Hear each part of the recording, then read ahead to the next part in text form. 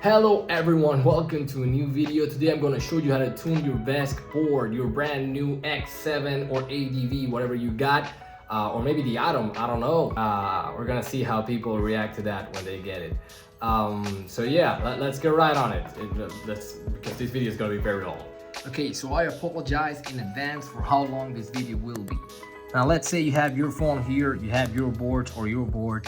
You're gonna need several apps. First of all, you're gonna need Floaty. This is Floaty. Then you're gonna need Float Hub if you've never set up your board, Float Control, and Vesc Tool. Now the first thing you're gonna do before tuning either of your boards is you're gonna go Vesc Tool. This is how it looks. Gonna connect to your board, and it happened. There's a very high chance that it's gonna tell you to update the firmware. Let me get this out of here. You're just gonna click OK and do not update the firmware. This is not like feature motion boards. You don't want to update the firmware every time there's a new release. You want to wait for people to let you know if it's worth it to update or not, because you don't have to. Okay, all the features you want are in the refloat package. This is the refloat package. Okay, so before we get into that, you're gonna go to start. This is why you're gonna see, you're gonna go a little bit down and you're gonna go to backup configurations. And you're gonna back up your board. You're gonna click yes, and this way we can restore this backup in case we do something wrong and mess up our board. Now there are three ways to tune your board. You can use Vesc Tool, you can use Float Control, or you can use Floaty. Float Control and Floaty are very user friendly, I guess. And this is not exactly user friendly. This is like a programmer's version of your board. Now, if you go to App UI in Vesc Tool, there is, tunes here. This is probably empty by the first time you open the app. There's a button here which helps you download from the tune library, but this is a little cumbersome. So yeah, all you're gonna use here is the Vesc Tool app to create a backup in case you want your board back to zero. So let's just close that app up. Okay, now that you are disconnected, you can only connect to a board with one app at a time.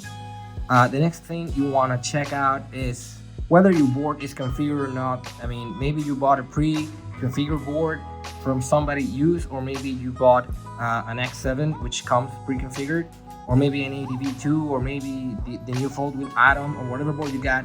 If it already works, you don't have to set it up. Now, if it's working weird, like maybe some motor noises, motor crunches, and all that stuff, you're gonna want to go and download Float Hub, which is an app developed by the Float Live. It's about $40, I think, and it's gonna let you set up your board from scratch.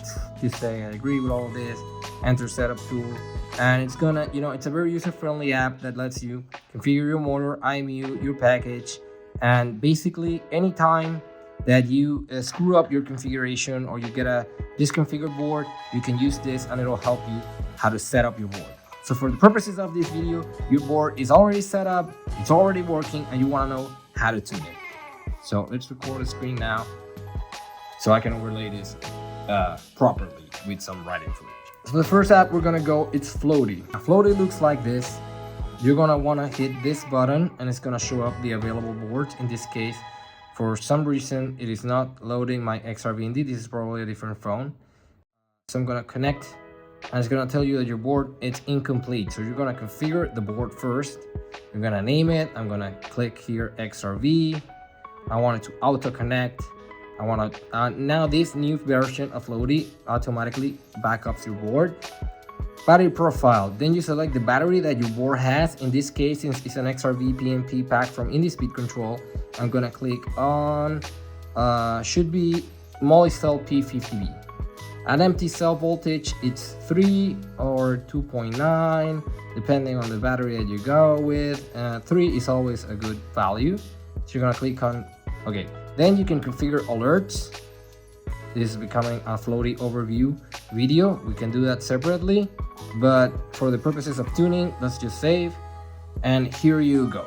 Okay, so you can see very basic UI things like the mileage, the current trip, duty cycle, range is calculated as soon as you begin riding, like the one wheel app.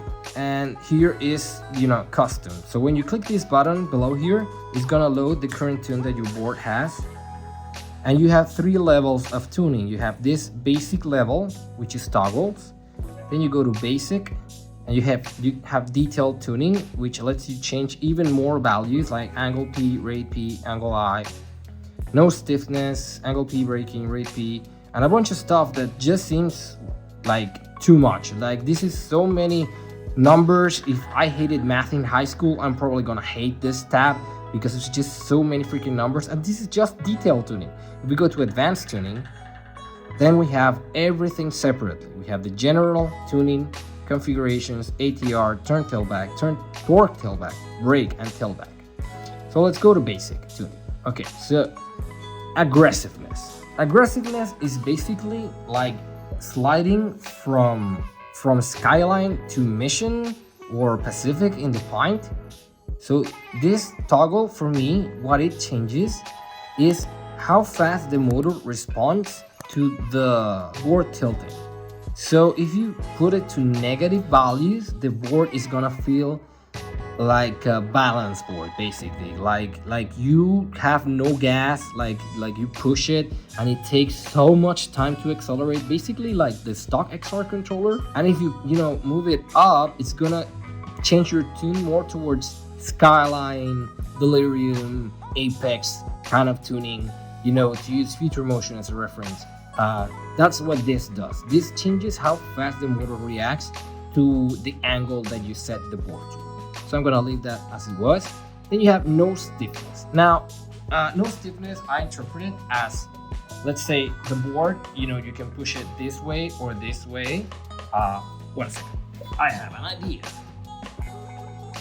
Okay, so this is your board, and let's just for the sake of it say that this is the nose, right?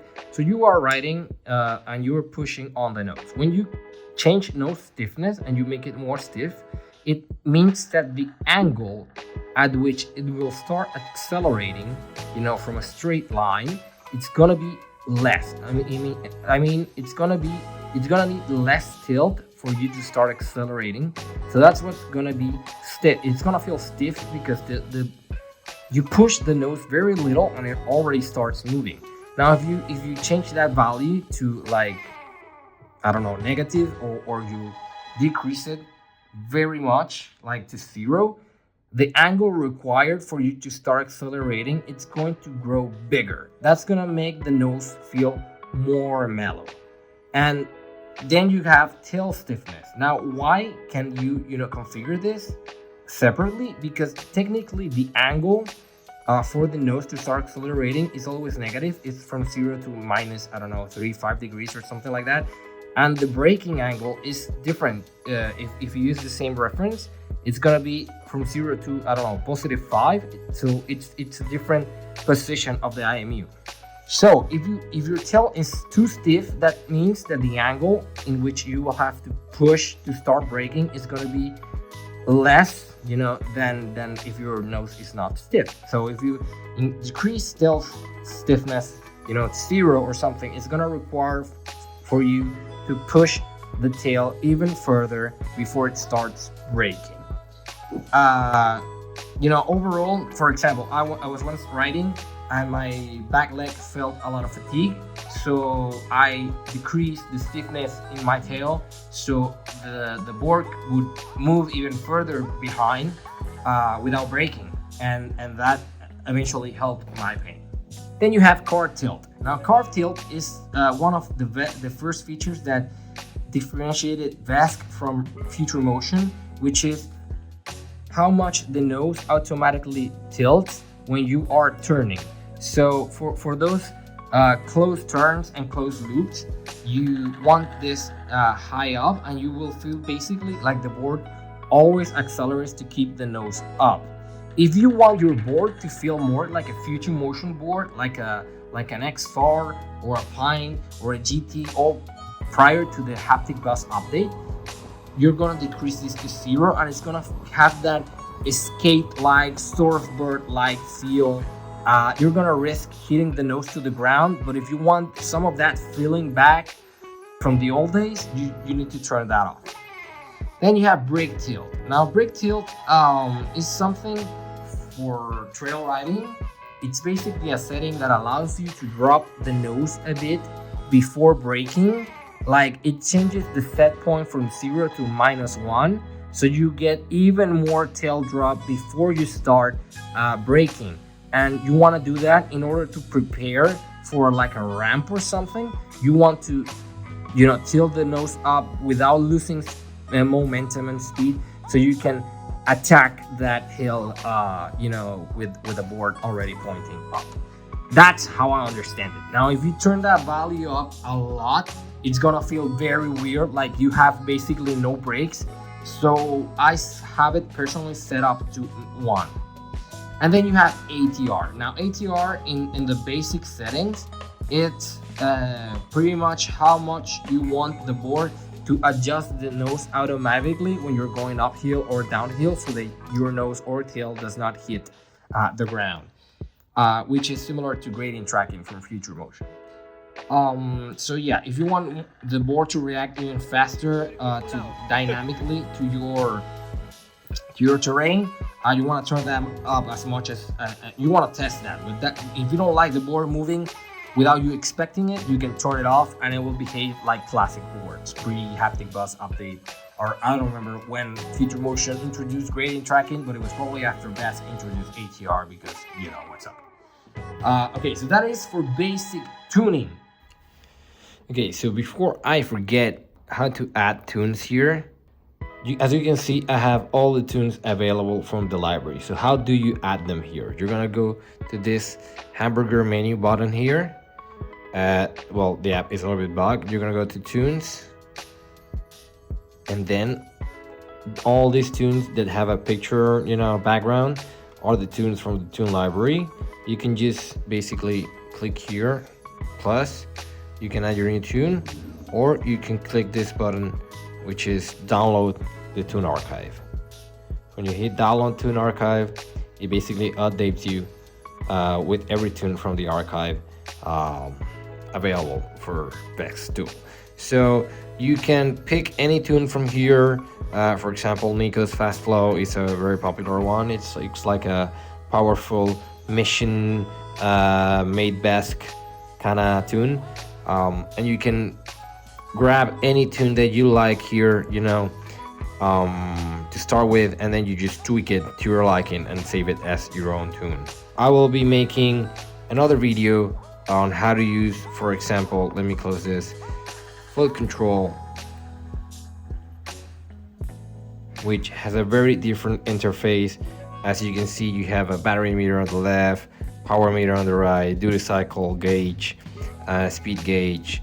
You can see your voltage on top, and the tune cards.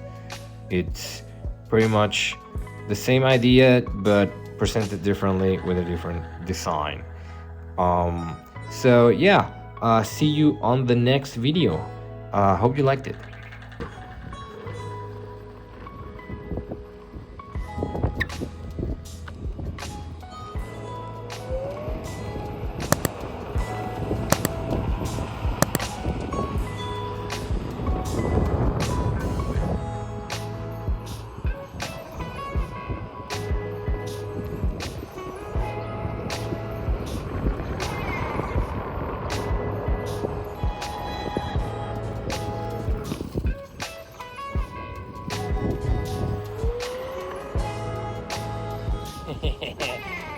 I love this board, man. It's pretty fucking awesome.